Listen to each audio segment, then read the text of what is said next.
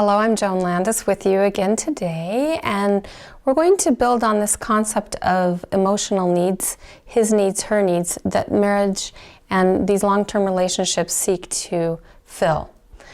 So now that you've done that assessment of your emotional needs and your partner has done the assessment there, then what we want to do is we want to look at maybe the needs that are not being met right now and just see which one would be maybe the most important for you to have improved in your relationship.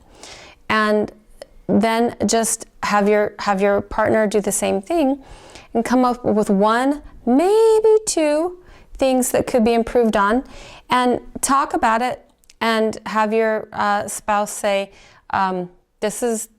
if you would do a little better with this and a little better with this, that would mean the world to me. And then you do the same thing. If you do a little better with this and a little better with this, that would mean a lot to me too.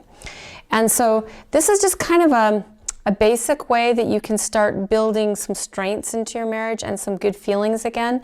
Now, my caution with that is not to pick things that are too huge, okay? You just need to have some small successes to build on.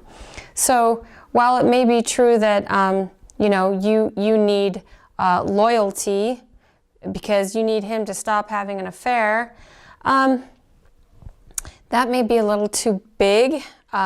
Maybe you'd say something like, I need to have you show loyalty to me by coming home every night and spending time with the family as the rule. That's what I'd like you to do.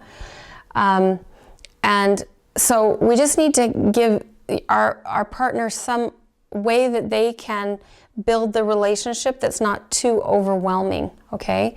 By the way, if your husband or wife is having an affair, this type of thing probably is not going to meet the needs. You probably need to go to a professional counselor because the emotions of betrayal and all that are just so huge.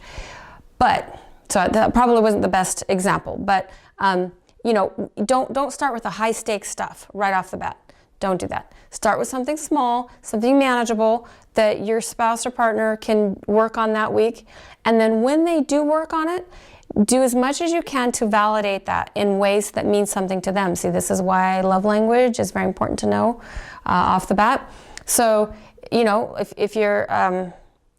if your love language is words of affirmation, then ask your husband, if you notice stuff, see if you can just kind of let me know. And then if his is physical touch, make sure you're giving the physical touch as you say, thank you, I really appreciate that, you're working on this and it means a lot to me. It helps me feel loved and safe. And so as much as you can, validate any good things you see. Do not keep score.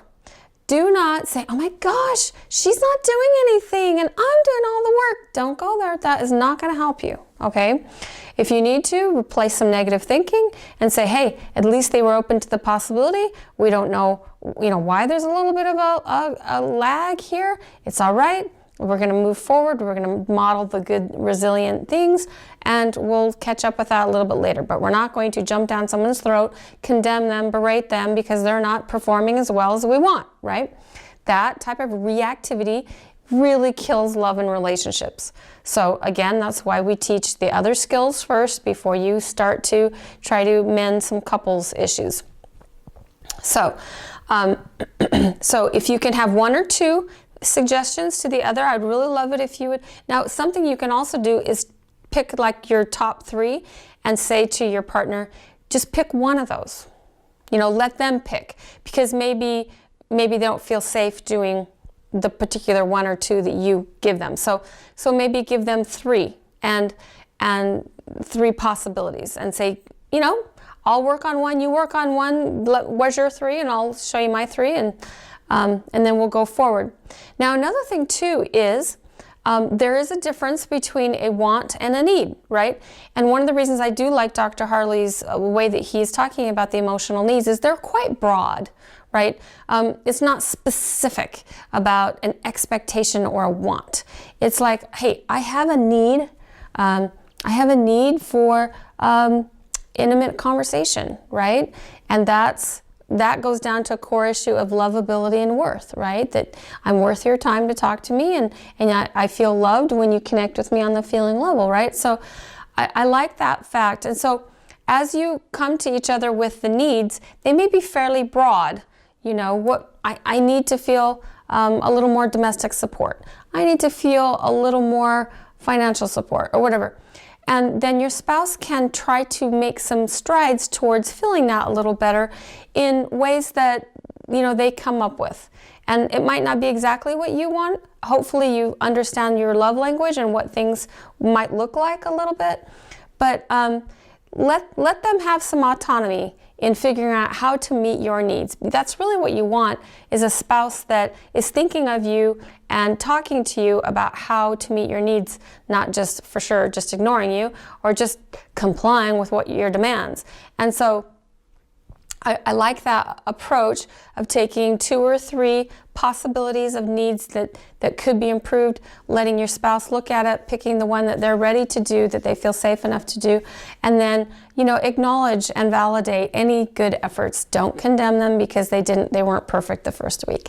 So that's a really nice way to start out, to build some good feelings into a marriage or relationship that is struggling. And then the next thing that you can do, but I wouldn't recommend doing this right off the bat, and that is to talk about what a love buster is. So a love builder are the positive things that we do to meet each other's emotional needs, and that's what we just started on there. A love buster is anything that someone does in the relationship that just kind of sucks the love out of the relationship, okay? And there are specific things that couples tend to do that seem to just set off the bells and whistles for people.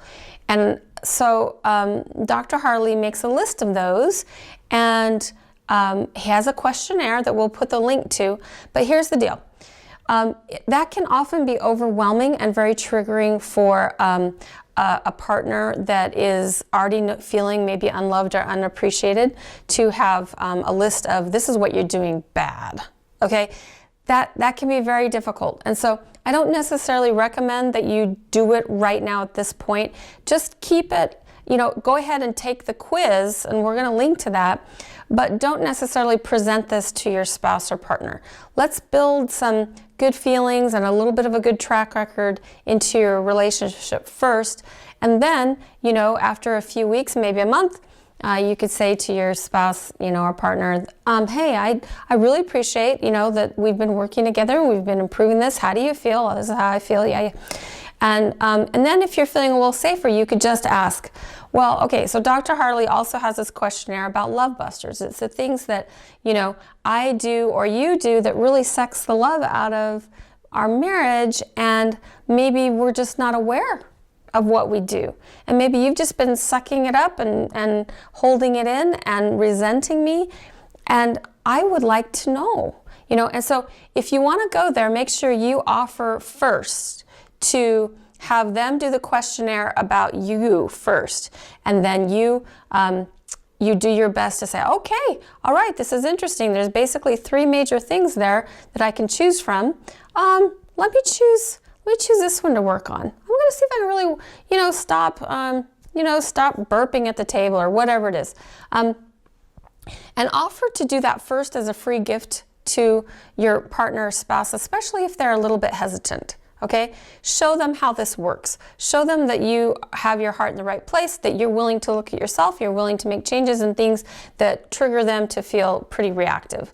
And then after a week or 2, then you can say, well, all right, you know, would you like to know some things that if you wanted to work on, it would really help me have much more profound loving feelings for you, and it would help us, you know, bring us closer together, and then see if they'll pick up on that. But I for sure would never do it early on in this process of trying to become closer as couples, because it just can be too off-putting for a lot of people to go straight to the love busters. Stay with the love builders for a number of weeks. Just, what can I do for you that is going to meet your needs better? And it's more positive, right? Instead of, would you stop doing that? That's so annoying. And so So we are going to link to the Love Busters, but don't do that now. You know, just hold that for later, and then have fun with the Love Builders. I hope that you and your partner can exchange some possibilities and start noticing, looking for the good. You're not looking for the bad. You're looking for the good, and you validate and express your appreciation in their love language, right? And that's how you can start building this relationship, so you build in more positive feelings, and that's where we need to start. So I hope this has been helpful for you. I hope to hear your progress on the forums and things like that, and we'll be in touch soon. So thanks. Bye.